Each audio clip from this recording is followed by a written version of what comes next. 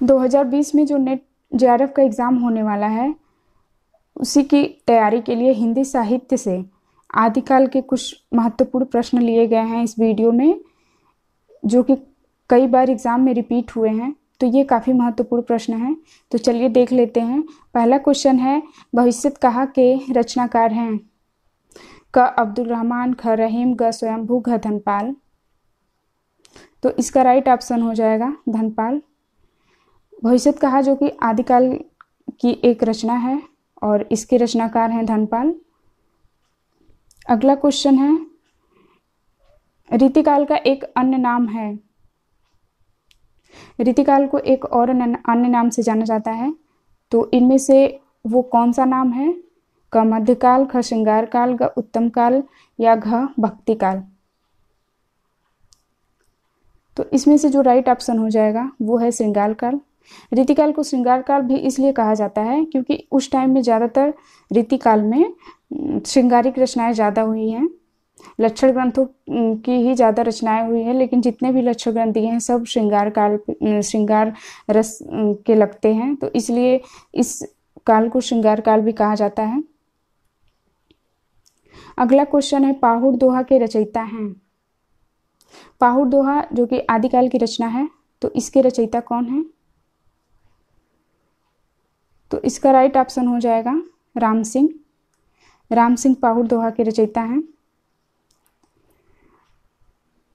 अगला क्वेश्चन है, आल्हखंड के रचयिता हैं।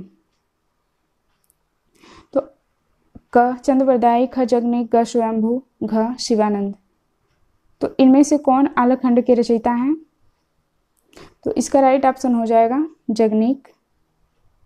जगनीक जो कि एक आदिकालीन कवि हैं और ये रासों की परंपरा से जुड़े हुए हैं और इन्होंने परमाल रासों की रचना की है और परमाल रासों का ही एक खंड है आल्हाखंड, तो इसलिए आल्हाखंड के रचयिता जगनीक हुए।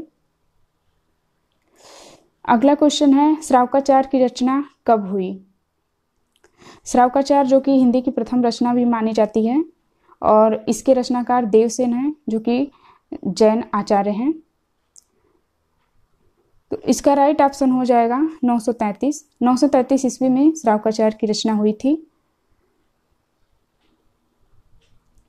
अगला क्वेश्चन है, रीतिकाल को अलंकृत काल कहा है? तो रीतिकाल को अलंकृत काल नाम से कौन संबोधित किया है? तो क राम कुमार वर्मा, ख मिश्र बंधु, ग रामचंद्र शुक्ल, घ आचार्य प्रसाद द्विवेदी। तो इसमें से जो राइट ऑप्शन हो जाएगा वो है मिश्र बंधु।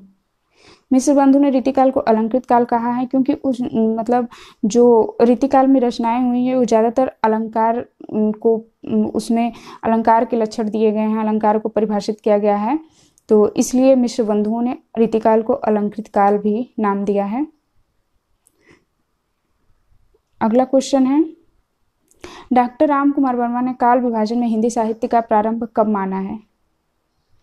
डॉक्टर राम कुमार वर्मा जो कि एक आलोचक हैं और ये अपना मत हर काल पे दिए हैं, तो काल विभाजन में इन्होंने कब से आदिकाल का प्रारंभ माना है या साहित्य का प्रारंभ कब से माना है? तो इसका राइट ऑप्शन हो जाएगा 750 विक्रम संवत। 750 विक्रम संवत से ही ये हिंदी साहित्य की परंपरा प्रारंभ मानते हैं। अगला क्वेश्चन है, शुक्ल जी के कालों के नामकरण का आधार है? आचार्य रामचंद्र शुक्ल जी ने अपना जो नामकरण दिया है वो किस प्रवृत्ति पे है? इनका मतलब इनकी नामकरण का क्या आधार है? तो इसका राइट ऑप्शन हो जाएगा प्रवृत्ति। इन्होंने उस टाइम की प्रवृत्तियों को ध्यान में रखते हुए कालों का नामकरण किया है। अगला क्वेश्चन है, शुक्ल जी ने पूर्व मध्य काल को क्या कहा है? भक्ति काल, रीतिकाल, पूर्व मध्यम काल या गद्य काल?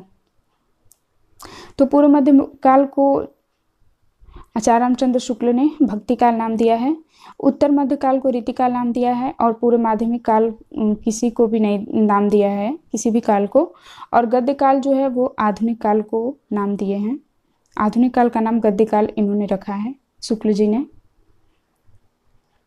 तो इसका राइट ऑप्शन क हो जाएगा। पूर्व मध्यकाल को भक्तिकाल नाम दिए हैं। अगला क्वेश्चन है, हिंदी साहित्य का इतिहास दर्शन नामक ग्रंथ के लेखक हैं। तो हिंदी साहित्य का इतिहास दर्शन एक ग्रंथ है और इसके जो लेखक हैं इनमें से कौन है? क विजेंद्र स्नातक, ख डॉक्टर नरेंद्र शर्मा, ग डॉक्टर नामवर सिंह, घ डॉक्टर विनय मोहन। तो इनमें से जो राइट ऑप्शन होगा वो है डॉक्टर नलिन शर्मा। इन्होंने ही हिंदी साहित्य इतिहास दर्शन नामक ग्रंथ लिखा है। अगला क्वेश्चन है, हिंदी साहित्य का इतिहास सर्वप्रथम किस भाषा में लिखा गया? क अंग्रेजी, ख हिंदी, ग उर्दू, घ फ्रेंच। तो हिंदी साहित्य का इतिहास जब सबसे पहले लिखा गया था वो फ्रेंच भाषा में लिखा गया था और जो फ्रेंच विद्वान थे वो थे गारसा द तासी। तो इस प्रकार इसका राइट ऑप्शन हो जाएगा फ्रेंच। अगला क्वेश्चन है, रासो शब्द का संबंध रसायन से किसने माना है? रासो शब्द जो कि आदिकाल में एक परंपरा थी रासो की, जो अपनी रचनाओं के बाद में रासो लगाते हैं। जैसे चंद्रप्रदायी की है पृथ्वीराज रासो और जगनिक की है परमाल रासो, बिसलदेव रासो। ये सब जो रासो वाली परंपरा है ये कहाँ से आई है, इसी संबंध में रसायन से रासो शब्द की उत्पत्ति किसने माना है? तो इसका राइट ऑप्शन हो जाएगा आचार्य रामचंद्र शुक्ल। आचार्य रामचंद्र शुक्ल ने ही रसायन से रासो शब्द की उत्पत्ति माने हैं। अगला क्वेश्चन है, हिंदी साहित्य की भूमिका पुस्तक के लेखक हैं। क डॉक्टर नगेंद्र, ख हजारी प्रसाद द्विवेदी, ग राहुल सांकृत्यायन, घ विश्वनाथ प्रताप मिश्र। तो इसमें से जो राइट ऑप्शन है वो है हजारी प्रसाद द्विवेदी। हजारी प्रसाद द्विवेदी ने ही हिंदी साहित्य की भूमिका एक पुस्तक है जिसकी रचना किए हैं। तो इसका राइट ऑप्शन हो जाएगा हजारी प्रसाद द्विवेदी। अगला क्वेश्चन है, the modern vernacular literature of Hindustan के लेखक हैं। क जॉर्ज ग्रियर्सन, ख मिश्र बंधु, ग शिव सिंह सेंगर, घ गारसा द तासी। तो जो the modern vernacular literature of Hindustan है ग्रंथ है उसके लेखक हैं जॉर्ज ग्रियर्सन। अगला क्वेश्चन है, आदिकाल को वीरगाथा काल नाम दिया है। क रामचंद्र शुक्ल, ख हजारी प्रसाद द्विवेदी, ग राम कुमार वर्मा, घ मिश्र बंधु। तो इसमें से जो राइट ऑप्शन हो जाएगा, आदिकाल को वीरगाथा का नाम देने वाले जो कवि हैं या रचनाकार हैं, आलोचक हैं, वो रामचंद्र शुक्ल हैं। इन्होंने ही आदिकाल को वीरगाथा काल कहा है क्योंकि उस टाइम में शौर्य जो राजा जितने भी कवि हैं वो सब मतलब राजाओं के दरबार में रहते थे और वो लोग राजाओं की वीरता में ही रचनाएं करते थे, इसलिए उस टाइम की रचनाएं वीरगाथात्मक थी। तो रामचंद्र शुक्ल ने आदिकाल को वीरगाथा काल नाम दे दिया। तो इसका राइट ऑप्शन हो जाएगा क रामचंद्र शुक्ल।